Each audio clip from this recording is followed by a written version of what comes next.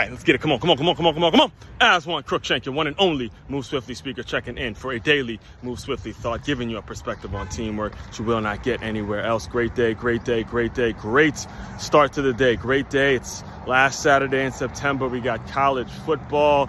We got baseball getting to its playoffs. We got basketball starting again. A just wonderful time of year. All right. So as far as this morning, did knock out the goal, hit 8 miles today. Felt great doing it. It's getting back. We getting there. Marathon training. You already know, lifestyle/marathon training. All right. As far as today's Move Swiftly thought, I gave myself a couple days before I actually addressed this Matthew Sluka situation. Hopefully I'm pronouncing that right. So recently it has come out, and in my opinion, it won't be the one that's made major news, but it'll be the first of many situations like this. It's come out that the former quarterback for the University of Las Vegas, UNLV, I believe it's the Rebels, right? UNLV Rebels. The quarterback has decided that even though the team was 3-0, he's decided that he is going to sit out the rest of the year, take his redshirt year, and enter the transfer portal because of disputes with what he was promised from an NIL standpoint, how much money he may have been promised from the University of Las Vegas. Again, he is a transfer from a smaller school in the Patriot League called Holy Cross. So he was transferred there, I believe. I'm not sure if he was a grad student or how many years of eligibility he actually had left. However, he has made public news that he's going to do this because he was not given what he was promised from an NIL standpoint. Now, myself, there's a ton of thoughts I have on this particular issue. Number one being, this is going to be the first of many. All right, this is going to be the first of many, and you could look my name up. You could look as one Crookshank up, and then you could also add the two words feeder system, and you can see for yourself how much I actually have talked about football needing a feeder system. This is the result. All right, I say it over and over again. This is the result of football not having a feeder system. This is what happened, all right? And this is just what got reported.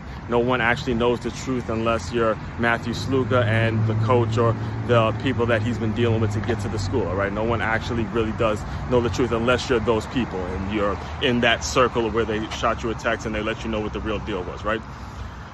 But what got reported was that these were verbal agreements, all right? Verbal agreements between the young college kid and the school, which doesn't mean a motherfucking thing.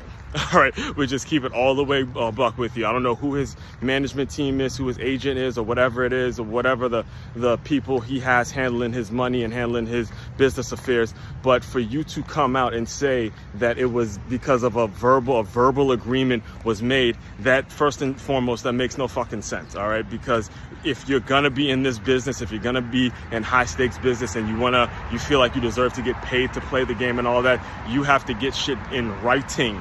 Period. Point blank period. That is basic rule number one. If it's not in writing, don't nobody know about it. You can verbalize it, you can say it all day long, but verbal agreements don't mean a motherfucking thing. That's number one.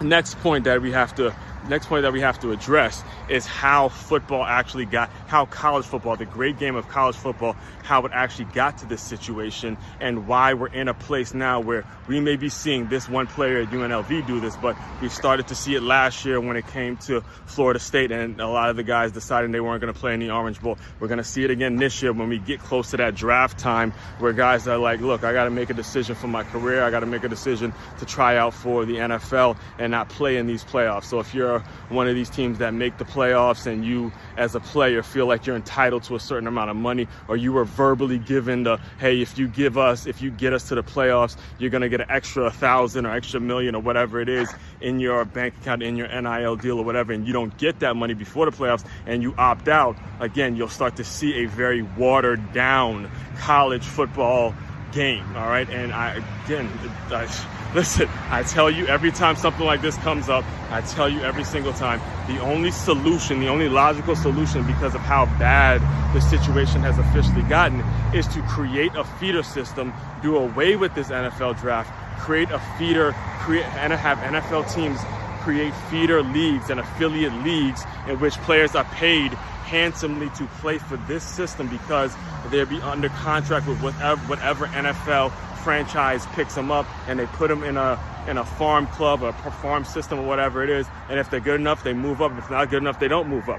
You got to do that. You got to remove football from the NCAA, from the idea of college athletics, because the money that these universities are having to shell out for these players, and or what the sponsors and the donors and the people, again, I've done NIL deals myself. I have had these conversations with university, executives who are there to raise money, and it's their job to facilitate the deals and all that, collectives and all that kind of stuff. And they've told me directly, donors do not like it because the money needs to be spread around, not just for football players, it's not even going to football if you think about it. It's going directly to one specific player who now has the opportunity to opt out and transfer out and leave and, not hold up his end of the bargain. So now, the girls' sports and the sports that are like, the other Olympic sports that a college has on their campus, they're now being shafted because they don't have the money to fund these programs. And now you start to see a watered down product in college athletics.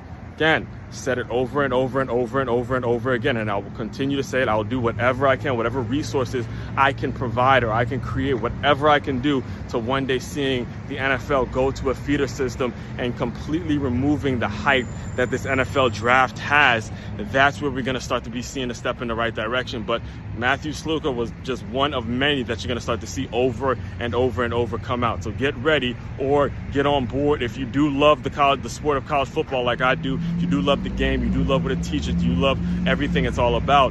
Understand, you got to be thinking about how do we turn this NFL draft into a solid feeder system, same way baseball has, same way basketball has, all the other major sports. The NFL has got to adopt that system before it just, again, the well runs out, right? The well runs out, so to speak, and you just gave too much money away, and now there's just no way of putting it back, and a lot of things, you'll start to see a lot of things just kind of just be ruined from what the game used to be about in terms of tradition, loyalty, teamwork, guys riding with each other regardless, getting a solid education, playing ball, all that kind of stuff, the actual college experience, which was what it used to be about. And it's starting with, we have seen people get away from that, all right?